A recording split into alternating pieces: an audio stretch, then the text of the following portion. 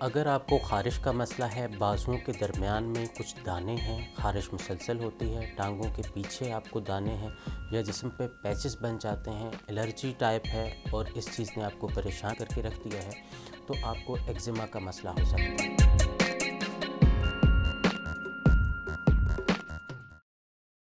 Programme ہے homeopathy cures, میں ہوں سہیل تاج اور ہمارے ساتھ ہوں گے ڈاکٹر ناصر احمد چودھری صاحب، سینئر ہومیوپیتھ ڈاکٹر ہیں۔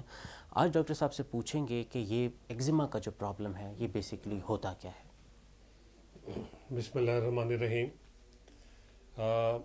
ایک سروے کے مطابق تقریباً 10% پاپولیشن دنیا کی جو ہے نا وہ اس تکلیف میں مبتلا ہے، اور particularly United States of America میں 9.6 ملین بچے اور 16.5 ملین بالغ افراد، مرد و اور اس مرضوں یہ کسی بھی ایج میں، بچوں میں، بڑوں میں، بوڑھوں میں، عورتوں میں، کسی میں بھی یہ تکلیف ہو سکتی ہے۔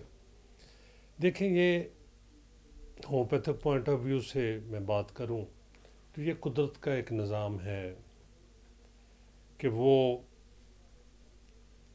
بعض صورتوں میں جسم کے اندر جو پوائزن ہوتا ہے اس کو سکن پہ لاتی ہے۔ یہ ایکچولی سکن پرابلم، یہ جلدی تکالی میں ہے، اور اس میں بہت سے اقسام، اس کی تقریباً 7 اقسام ہیں، اور جو سب سے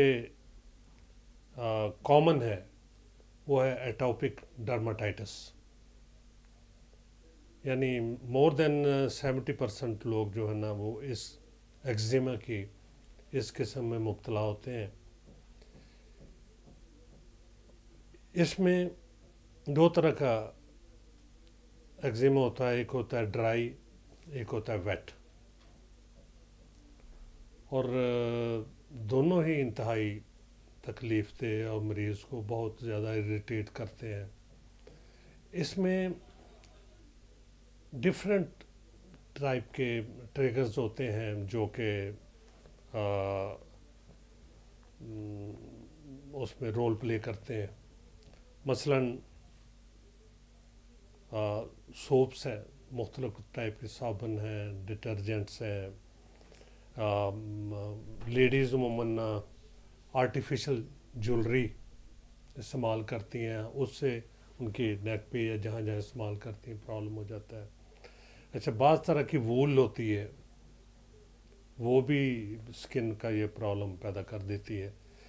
اس کے علاوہ کچھ allergen such as dust mites اور ایموشنل سٹریس، یہ بھی ایک کاز بن سکتا ہے اس تکلیف کا۔ یہ بہت ہی تکلیف دہ عمر ہوتا ہے، مریض بیچارہ کھجاتا رہتا ہے مختلف ایریا میں، پرٹیکولرلی ان دا بینڈس یہ جو جوڑوں کے اندر یا آئلی ریجنز میں، اسکال پہ، جسم کے مختلف حصوں پہ یہ پرابلم اپیئر ہو جاتا ہے۔ اور اس میں سب سے امپورٹنٹ چیز جو ہے وہ یہ ہے کہ اگر انسان کو پتہ ہو کہ فلاں چیز سے اس کو یہ پرابلم ہوتا ہے تو اسے اوائڈ کرے، اس سے بچے اور اسے فلیئر اپ نہ ہونے دے۔ اور یہ تکلیف بعض صورتوں میں تو ان فیو ویکس یا فیو منتھس کیوریبل ہے، لیکن بعض صورتوں میں لمبا ٹائم بھی لے لیتی ہے۔ اگر فرض کرے انسان ان چیزوں سے پرہیز نہ کرے جو اس میں ٹریگر فیکٹرز ہیں تو پھر یہ مسئلہ جو ہے یہ لمبا عرصہ تک۔ اچھا، ڈرائی اور ویٹ ایگزیما کے بارے میں بتائیے کہ ویٹ سے مراد تو یہ ہے کہ وہ جو دانے ہوں گے ان میں پس ہوگی، ڈرائی میں کیا ہوگا؟ ڈرائی میں تو صرف پیچز بنتے ہیں، جلد خشک ہوتی ہے، کھردری ہوتی ہے، اور اس میں کھجانے سے کٹس پڑ جاتے ہیں۔ اور ویٹ کو ہم ایک اور لفظ بھی یوز کرتے ہیں، ویپنگ ایگزیما، یعنی اس میں پس ڈسچارج ہوتا ہے، اور وہ پس جو ہے بعض وہ واٹری ہوتی ہے، بعض وہ سٹنگی ہوتی ہے، یعنی چپ چپی سی جہاں لگتی ہے وہاں پہ وہ کپڑوں پہ بھی اپنا سٹینز ڈالتی ہے اور کپڑے چپک جاتے ہیں، اور جہاں جہاں وہ لگتی جاتی ہے بعض صورتوں میں وہاں پہ نئے دانے ابھرتے رہتے ہیں، تو اسے ہم ویپنگ ایگزیما کہتے ہیں، لیکن وہ ذرا کرونک سٹیج پہ۔ اچھا یہ بتائیے کہ اس میں بیکٹیریا کا عمل دخل کتنا ہوتا ہے؟ نہیں، یہ اس کے دیکھیں اس میں کوئی ٹیسٹ بھی ایسا نہیں ہے لیب ٹیسٹ جو ہم ریکمینڈ کریں کہ فلاں لیب ٹیسٹ کرا لیں۔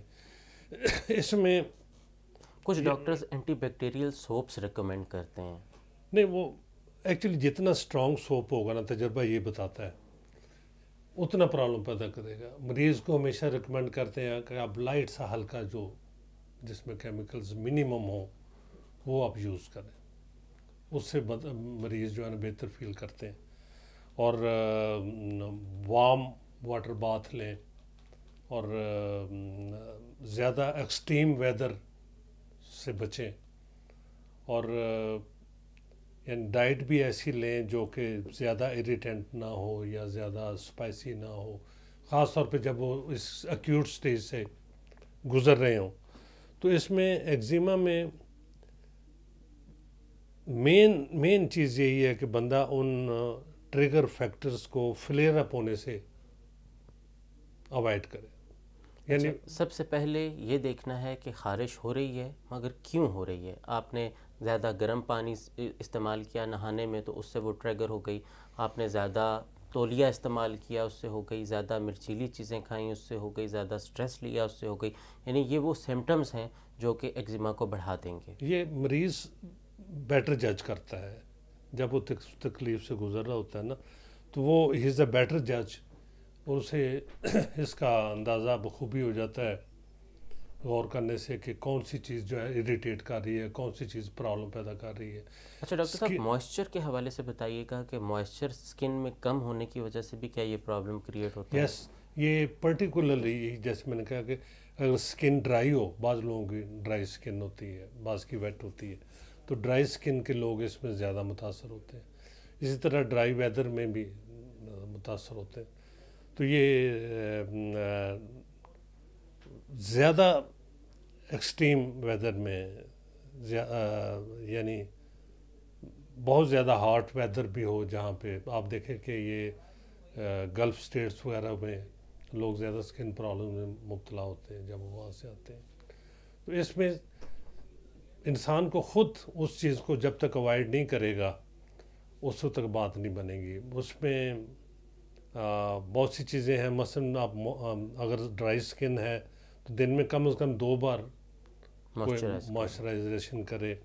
اچھا، مارکیٹ میں بہت سی کریمز ہیں، بہت سے ایسی چیزیں ہیں جو آئلز ہیں جو کہ یوز کے لیے سکن کے لیے ہیں، اور ہومیوپیتھی میں بھی بہت بہترین کریمز ہومیوپیتھک میڈیسن سے بنتی ہیں۔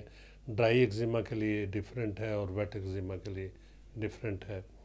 اس کے علاوہ خون، بلڈ کو اگر زیادہ ہیٹ اپ ہے اور جسم میں زیادہ گرمائش ہے، پیشنٹ کے ہاتھ پاؤں جلتے ہیں، گرمی محسوس کرتا ہے، تو اس کے لیے بھی ہومیوپیتھی میں بہت سی بہترین چیز ہے۔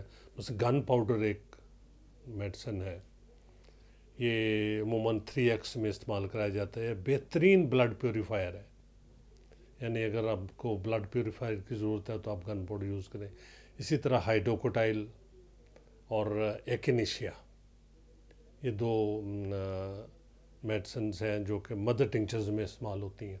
ٹھیک ہے، یہ 5 to 10 ڈراپس ایکیوٹ اسٹیج پہ 3 times in a day 2 times بھی دی جا سکتی ہے۔ تو یہ بھی بلڈ کو پیوریفائی کرنے میں، بلڈ کی زیادہ حدت کو کم کرنے میں بہترین رول پلے کرتی ہے۔ اسی طریقے سے ہومیوپیتھی میں اب ذکر آیا تو اس میں بہت سی ایسی چیزیں ہیں کہ جو مختلف حالات میں، مثلا ڈرائی ایگزیما میں بہترین کام کرتی ہیں۔ میزیریم ایک میڈیسن ہے ہماری ہومیوپیتھی کی، یہ اگر سکیلی سکن ہو، سکیلز آپ کو پتہ ہے کہ جو بن جاتے ہیں اوپر اس کا ڈرائی، اس میں مزیریم بہترین کام کرتی ہے. اسی طریقے سے بیسیلینم ہے. بیسیلینم جو ہے یہ اگر تمام جسم کے اوپر کرسٹ بنے ہوئے ہوں اور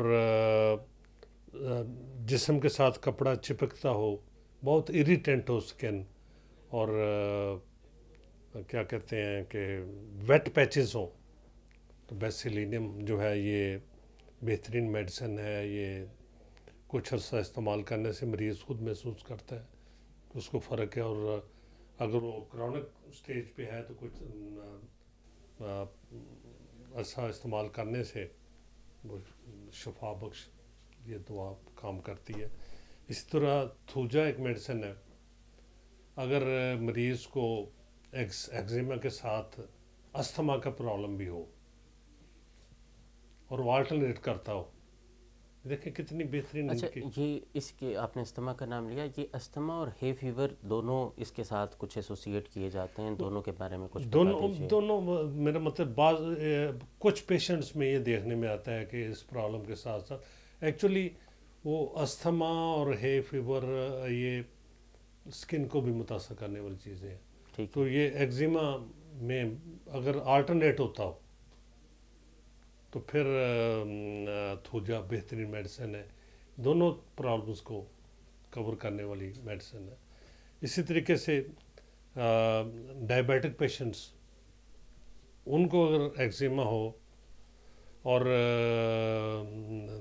ایچنگ بہت زیادہ ہوتی ہو, اور ایچنگ وداؤٹ ایرپشنس, یعنی خارش جسم پہ ہوتی ہو ایرپشن ہوتی ہو, تو ڈولیکلوز ایک میڈیسن ہے, وہ بہترین کام کرتی ہے. اسی طریقے سے سیلینم ہے. اگر فولڈ آف سکنس میں زیادہ ایگزیما ہو اور بٹوین فنگرز اور اینکلز جوڑوں کے اندر زیادہ ہو تو سیلینم بہترین کام کرتی ہے. ہومیوپیتھی, جیسے میں نے آپ کو پہلے بھی ایک دو پروگرام میں بتایا کہ ہومیوپیتھی میں لوکیشن بھی بہت میٹر کرتی ہے, جیسے میں جہاں تکلیف ہے, جیسے تکلیف ہے, سمٹمز کے ساتھ ساتھ. اچھا ڈاکٹر صاحب, آپ نے مائٹ کے بارے میں بات کی تھی. مائٹ تو کسی مطلب یہ ایک مائکرو آرگنزم ہے جس کی وجہ سے یہ کاز کرتا ہے, کیا اس کو بھی ایگزیما میں کاؤنٹ کیا جائے گا؟ اسکن اس کی جو ہے نا, اگر وہ مائٹس سے متاثر ہوئی اسکن ہو اور ایچنگ کر کے بندہ وہ ایگزیما کی شکل اختیار کر لیتا ہے باڈی پہ. ٹھیک ہے, یعنی وہ جو خارش ہے وہ. اچھا, ایک چیز اور ڈاکٹر صاحب کہ کچھ سمٹمز رات کے وقت زیادہ ہوتے ہیں, اس کے بارے میں میں اس طرف آ رہا ہوں. جی, ہماری ایک میڈیسن ہے سلفر, بہترین کام کرتی ہے. وہ جیسے گندک کہتے ہیں سر. ہاں, گندک. یہ اینٹی سیپٹک ہے, بہترین اینٹی سیپٹک ہے. اور اس کا مریض جو ہے رات کو بستر میں جتنا کھجلاتا ہے اتنا اس کو مزہ آتا ہے, اور وہ کھجلا کے اپنی سکن کو ریشز ڈال لیتا ہے گرمائش سے. اچھا, پھر مزے کی بات ہے کہ وہ جب پانی لگاتا ہے, نہاتا ہے, تو وہ اس جگہ پہ جلن پیدا ہو جاتی ہے. یعنی رات کے ٹائم بستر میں اور جلن پیدا ہوتی ہے, اور اس کا مریض بہت ٹاکٹیو ہوتا ہے. یہ بھی مائنڈ سمٹم بھی اس میں ساتھ میٹر کرتے ہیں. بہت باتونی ہوتا ہے, اوور کانفیڈنٹ ہوتا ہے, لمبی سٹوریاں, اونچی باتیں چھوڑتا ہے, بڑی باتیں کرتا ہے, اور سکن کے مسئلے میں مبتلا ہوتا ہے. ٹھیک ہے, ایک آخری سوال ڈاکٹر صاحب کہ اکثر لوگ کہتے ہیں کہ جب ہم ہومیوپیتھی کی دوائی استعمال کرتے ہیں تو پہلے خارش کم تھی, ایک دم سے بڑھ جاتی ہے. دیکھیں, جو پوائزن جسم کے اندر بلڈ میں شامل ہے, سپریسڈ ہے, اس کو مزید سپریس کرنا اور جسم کے اندر ڈالنا, اندر ہی رکھنا, یہ کیور نہیں ہے.